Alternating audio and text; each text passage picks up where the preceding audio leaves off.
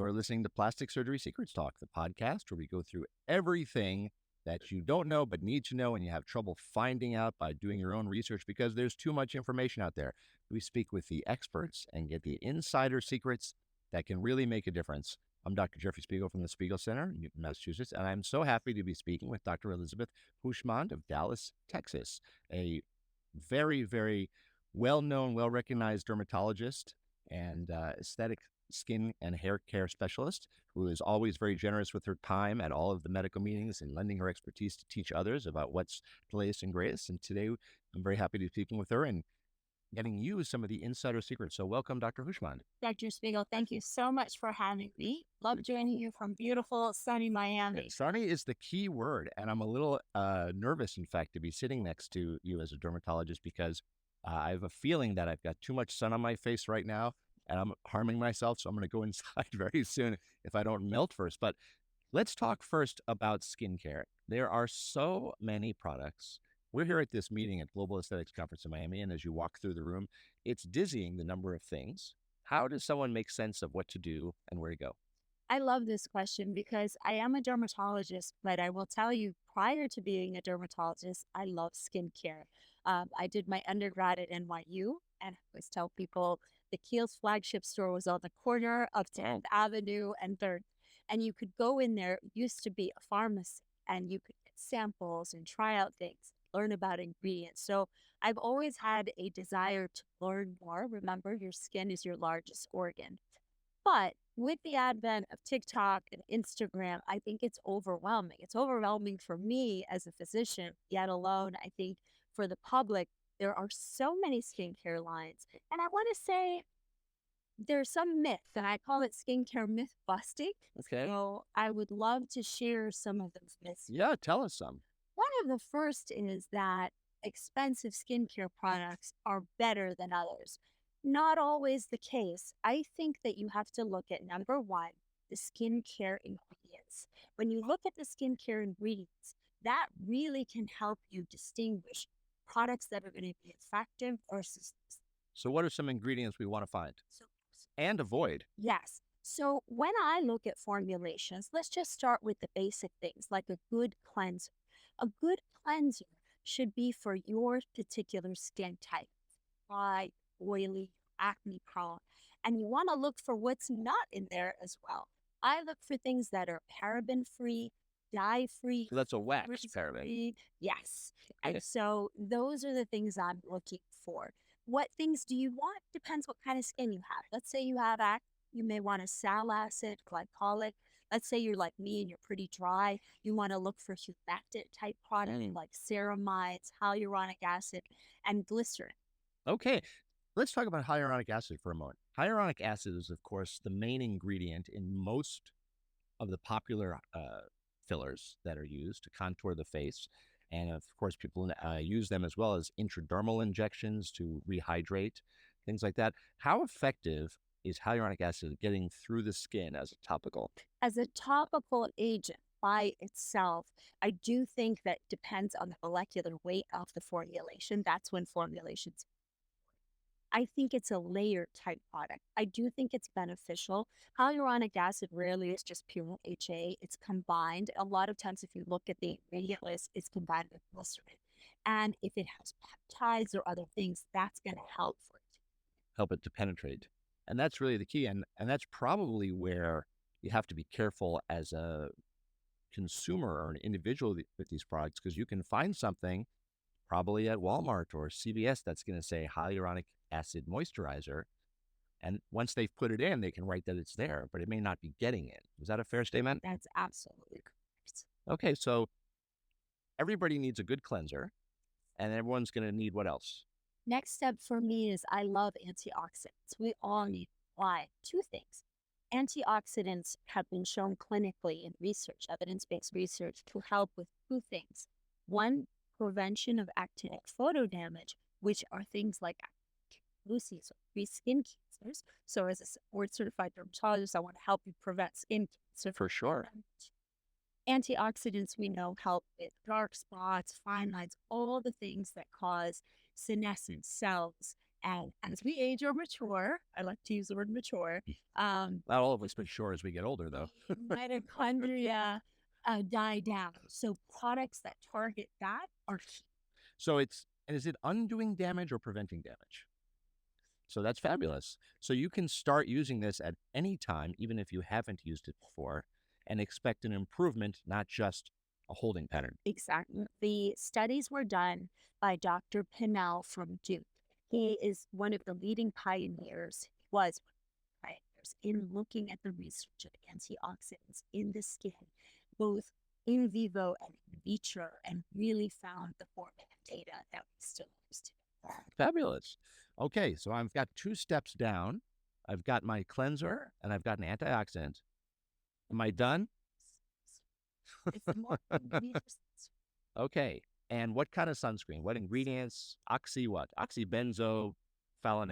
what I recommend is sunscreen that you will use. And this is The one that smells like coconuts. the one that you love the best and that you use.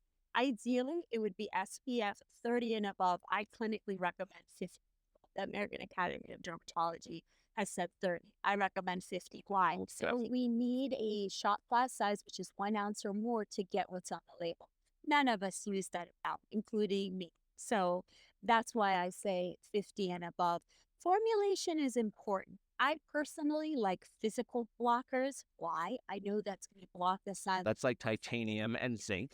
Exactly. That titanium dioxide, zinc oxide. Now there are much better formulations of the physical blockers for all skin types and skin tones. So you don't have to look like Casper. Yeah, the heavy white Yeah. paste, which No one likes everyone's kids hate it when you put it on them, the mineral sunscreen. But there are even spray ones now, too, for Exactly. children. And for adults, they come in all sorts of tints and formulations. We have some in our office, and undoubtedly you do as well. Yeah. And for reapplication, the next step with the sunscreen is the reapplication is critical. Many people think that, well, I'm not going anywhere. I'm just going to work or I work remote. No, remember that blue light also can cause photo damage. That's a real Coming out of our computers. my phone, the computers, the laptops that we're on, the Zoom meetings that we attend. You're getting blue light. And that is also a factor. It's like holding one of those mirrored reflectors in front of your face like we're done in the old days. All right, let's change pace for a second. Those are outstanding tips. And let's talk about hair for a moment. Hair can have different problems. It can be brittle, it can be thin, but let's talk about thinning in particular. What's your approach to someone who comes in and says, my hair is starting to lose density? So hair loss, both in men and women, I'm seeing it younger and younger.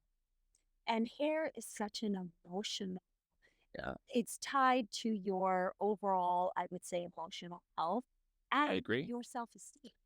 And sense of identity, all of the above. Absolutely. So first thing I tell them is the expectations that I have. I want to know your overall health to be able to tell you why your hair is thinning. Why? The body deems hair as unnecessary. So if you have an illness, if you have a thyroid dysfunction, an iron deficiency, anything of that nature, or you're sick, the hair will shed. Why? The body is reserving the energies and resources for, how can I say? Get rid of this luxury item. Yeah. So your hair is not important. So if you're stressed, your body's saying we have to focus on areas that are being injured, your heart, your brain, and your hair's going. And that's called telogenesis. And so what I do, if you come to see me for hair loss, this is my stepwise plan. 1, I do a very thorough scalp exam to see if, in fact, you're losing density of the hair, volume of the hair. In women, is your widening of your part. I call it the ponytail test. How many loops you have to make with your scrunchie. That tells me a lot. It used to be a 2-loop, and now you're at 3 or 4. Interesting. Then I'm looking at your temples, your lashes. She's looking at me now and not seeing a lot of hair. Dr. Spiegel has good hair, by the way. Where I have hair. And the other factor is then we're going to talk about blood work and any systemic diseases you may or may not have. The majority of patients don't know that they have something. That's why they're coming in. This can be the first symptom or the presenting symptom, even if you've had other symptoms, but this can be the first one that you see that makes you go in. So if you have a thyroid abnormality, an iron abnormality, some hormone abnormalities, or various things. And a blood test is going to be an important way of Checking that. Okay, so now tell me two secrets for getting my hair back if I come to see you. Secret number one, eat. You don't know how many people are on all these highly restrictive diets. Wow. Vegan, no this, no that. Your body needs protein to be able to grow your.